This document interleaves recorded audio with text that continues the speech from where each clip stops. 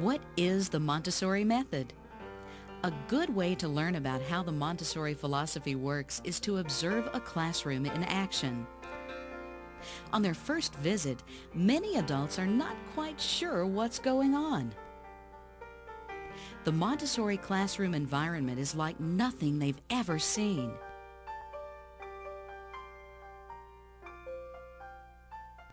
At times, the adults in the classroom are just observing what is going on or working with a single child. Most of the children are busy, working with various hands-on materials. They seem unusually independent, putting away materials they've finished with and then making their own decision about what to do next. The environment is beautiful with many colors. The materials on the shelves have an intriguing appearance and texture, just begging to be touched. The furniture is child-sized. Children can easily reach the sink and the coat hooks. Two children appear to be enjoying a snack that they served themselves. Many seem unusually focused on what they are doing, sometimes repeating an activity, concentrating for long periods. No one seems bored.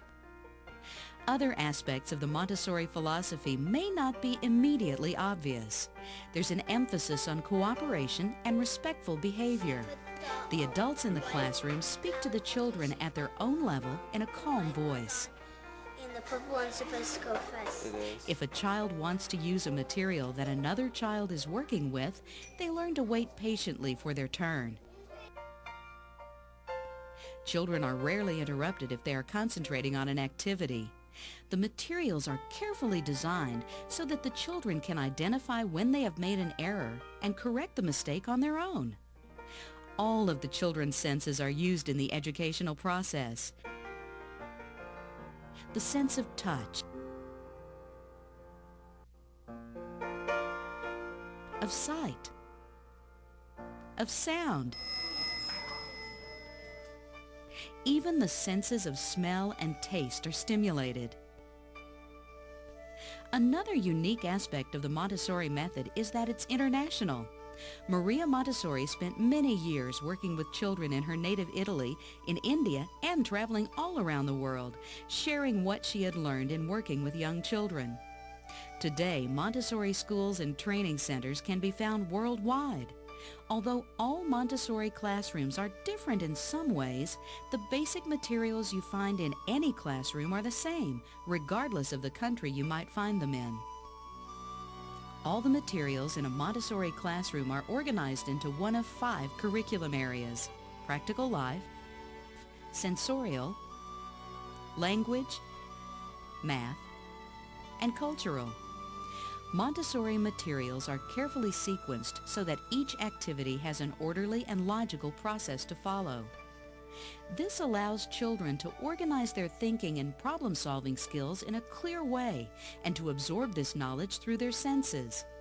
As Aristotle said, there is nothing in the intellect which was not first in the senses.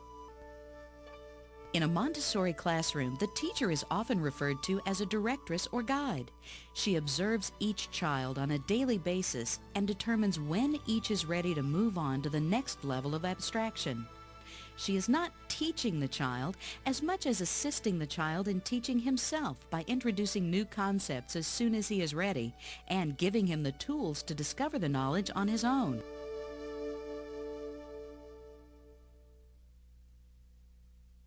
Small children have many life skills that they need to learn to achieve independence. Children develop a sense of pride when they're able to do things for themselves. In a hurried world, adults often will tie a child's shoes or zip up his coat to save time. Respecting a child's desire to be independent is a cornerstone of Montessori philosophy. Children are given many opportunities to learn practical life skills in a Montessori classroom.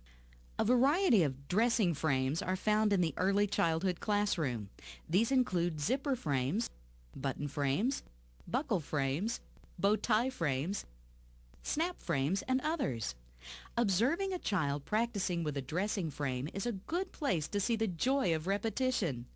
Realizing that they are practicing a difficult small muscle skill important to day-to-day life is a powerful motivator for children. Shoe polishing is a task most adults would not expect to see a 3 or 4-year-old engaging in, but children love the activity. Learning the basic skills of caring for yourself is the core of the practical life curriculum. As a child progresses through the practical life activities, she will also learn to polish beautiful silver objects, mirrors, brass, or wood. The hand washing activity follows a logical sequence that includes getting the water, wetting the hands, soaping, washing, rinsing, nail cleaning, drying, and cleaning up. Small children love working with water. Many practical life activities challenge the children to control their small hand muscles to complete delicate tasks such as spooning peas from one container to another, learning to pour rice from one pitcher to another and back, to pouring water from a variety of containers with progressively smaller openings. Making a mess is no problem because the children have the skills to clean up their own spills. Caring for the environment is the responsibility of every child. Learning to sweep and use a dustpan, wash a table, water plants, and even arrange flowers are all common practical life activities. All early childhood classrooms have a line laid out on the floor in an elliptical or circular pattern. The line is used to define the area for children to sit during daily gatherings of the whole class.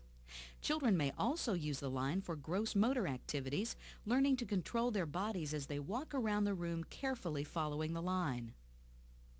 Montessori classrooms offer children many opportunities to learn to control the movement of their body as well as other objects in the classroom. Children who are struggling to accomplish a task are given the time and space to do it themselves. If they need help, they are given only the assistance they need to complete the task on their own. Maria Montessori was one of the first educators to recognize that children learn best when they're engaged in hands-on activities. She believed that children need to move freely in their environment and to investigate whatever interests them. For these reasons, Montessori insisted that the classroom be beautiful.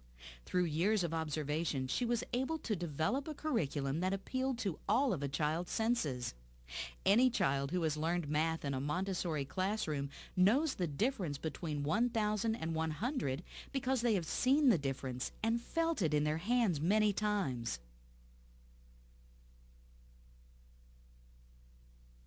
A familiar sight in any Montessori early childhood classroom is the knobbed cylinders. There are 4 different sets of knobbed cylinders, each varying in dimensional characteristics. The child learns to discern between subtle variations in width, breadth, depth, and height by removing the cylinders and replacing them in the proper slots. This activity provides a clear example of the concept of control of error. If the child places any cylinder in the wrong slot, it will be impossible to complete the task without correcting his mistake. The knobs require small muscle coordination similar to the skill of holding a pencil. 10 pink cubes, which range from a large cube to a very small cube, make up the pink tower. Children learn to see and feel the concept of decreasing size in 3 dimensions. Similar in concept to the pink tower, the brown stair and the red rods demonstrate more sophisticated concepts of size and dimension.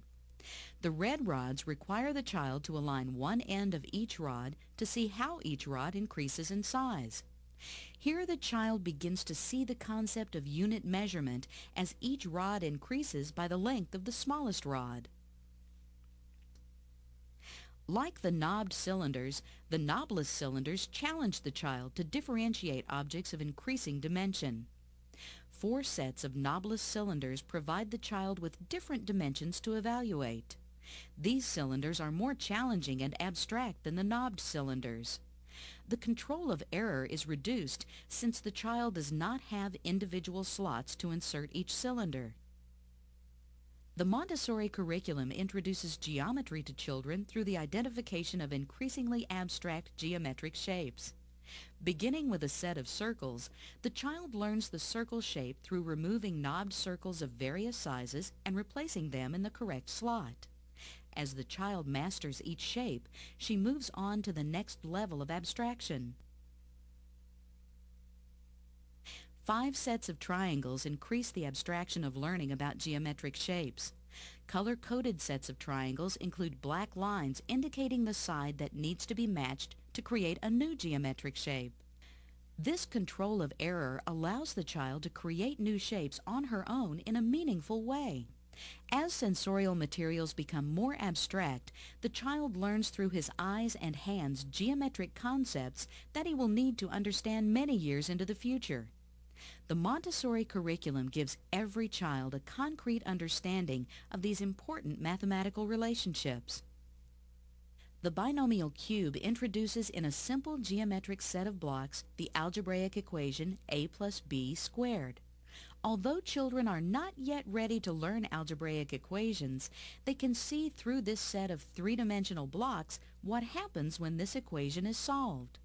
Although this activity is much more abstract and complex than some of the earlier activities, it too has a color-coded control of error to allow the child to correct her own mistakes in assembling the cube. Building auditory skills is an integral part of the Montessori curriculum.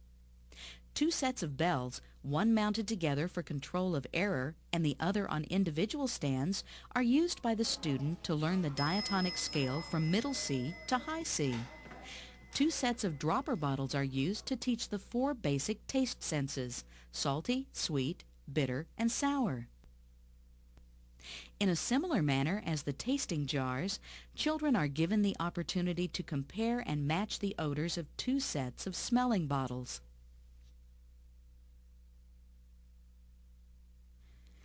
Young children have a natural ability to learn language skills that diminishes as they grow older. Emphasis is placed on learning the sounds each letter makes rather than the alphabet. Throughout the curriculum, children are developing the small motor skills they will need to be a successful writer and the auditory and visual tracking skills necessary for learning to read. Objects and images are used to begin the association between beginning sounds and names. The child learns that snake begins with a s sound, that horse begins with a h sound, or that dog begins with a d sound, and so on. Once children are familiar with the basic sounds, they are ready to begin working with sandpaper letters. Tracing the sandpaper letter with her index and middle finger, this girl learns to draw the letter. As they become comfortable with the sandpaper letters, they can practice their letter writing skills in a tray of sand. The tactile experience of drawing letters and then erasing them with a simple shake of the tray is really fun for small children. Although tracing small insets on paper can build a child's understanding of the concept of portions and of geometric shapes, the primary purpose of this activity is to provide practice in pencil handling skills. As the insets get smaller, the child's skill increases. This activity gradually prepares a child for the complex task of writing letters. Progressively more difficult writing challenges are provided to each child as they become ready. The directress observes each child and introduces new activities when he is ready. Writing with chalk on an unlined chalkboard is followed by practice with writing on a lined chalkboard. Once that skill is mastered, writing with a pencil on paper is introduced. Learning to read short words is introduced with small objects the child can hold in her hand and is introduced once the child is comfortable with the beginning letter sounds. Later, the word challenges become more abstract and include image cards of familiar objects. At some point in the process of learning the mechanics of writing letters, learning beginning letter sounds, practicing phonograms and other language activities, the child has what Montessori called a magic moment. Suddenly, the skills come together in the child's mind and she begins to read words on her own. This is an exhilarating moment for the child as the world of reading suddenly is within reach. Montessori students often tell people they taught themselves to read. Indeed, they practiced and learned most of the necessary skills on their own. As children build their vocabulary, they begin to sense that there are different functions that words play. Montessori developed grammar symbols to assist children in learning the parts of speech. Practicing creating sentences using grammar symbols helps children absorb the structure of language. A black triangle represents the solid concept of a noun. Adjectives are small dark blue triangles because an adjective is used to describe a noun. A red ball represents a verb.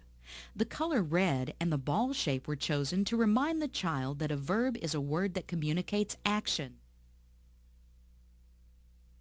Most adults who were taught in traditional educational settings are fascinated by the power of the Montessori math curriculum.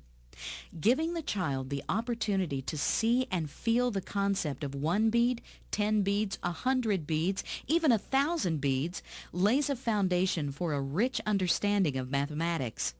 As the child becomes more comfortable with each material, the concept of numbers becomes more and more abstract. Like the language curriculum, when the abstract symbols of numbers are introduced, the child has a deep understanding of what each symbol represents. Our number system is designed to have the digits of 0 through 9. Every number we can conceive of is built of these and combinations of 10. If a child can learn to manipulate those numbers, she can do it on any magnitude. If she knows that 4 and 5 make 9, it doesn't matter what place value or scale she is in. The core knowledge of our number system will be easily understood. Identical to the red rods in size and shape, the number rods add alternating colors of red and blue to further develop the concept of units and of the difference between even and odd. As the child becomes comfortable laying out the number rods, she can begin to associate a sandpaper number with each rod. Smooth wooden spindles are used to practice counting skills from 0 to 9. Once the child gets to 2 or more spindles, she binds them together in a bundle with a rubber band.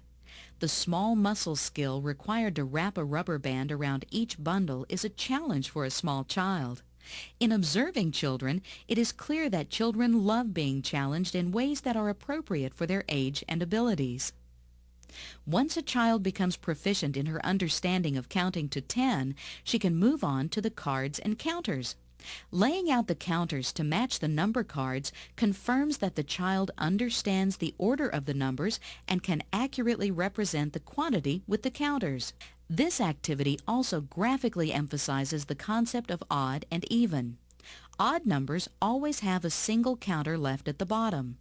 If the child is short a counter or has too many, he knows that an error has been made and needs to be corrected. Golden and color-coded beads are the basis of many of the Montessori math materials. At first, the beads are used to match visual representations of numbers with number cards. As he becomes ready to move on to more abstract activities, he learns to add and subtract and even multiply and divide through the use of these hands-on materials. Color-coded cards reinforce the concept of place value. These cards can be stacked together to create any number up to 9,999. The stamp game moves these mathematical concepts to a higher level of abstraction to practice more difficult math problems. Instead of 100 beads, a color-coded red stamp is used. The beauty of the Montessori philosophy is that when the directress observes that the child is ready to move on to this level of abstraction, she is confident that he has the knowledge of what the number 100 means. He has held 100 in his hand many times and added, subtracted, multiplied, and divided 100 to solve many mathematical problems.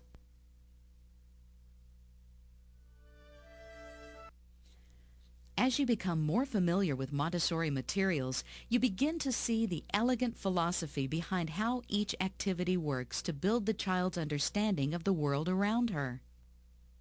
In the cultural activities, the maps may be covered with sandpaper to enhance the tactile experience of exploring maps.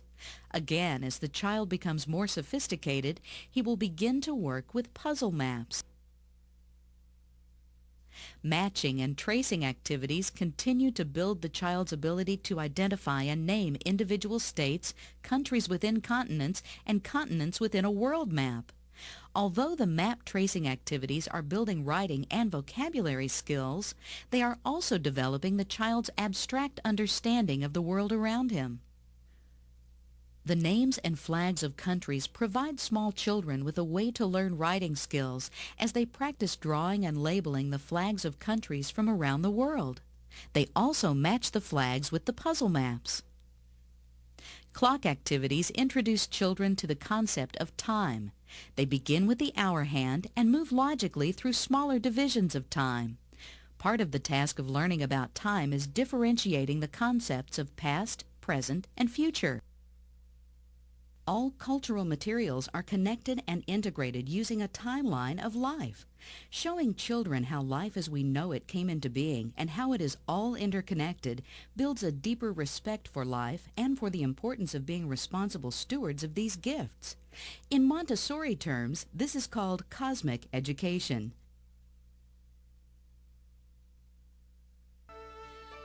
Montessori educators are specifically trained in the science of observation of children. Without the directress's guidance, the classroom would be no more than a daycare center with interesting-looking toys. With that guidance, each child is continually challenged and encouraged to learn. This philosophy of education has been tested and revised for almost a century. Through the skillful implementation of the Montessori method, children are nurtured emotionally, physically, and intellectually. All children have a natural love of learning. The Montessori classroom nurtures that love and gives each child the confidence to take on the many challenges that life presents him.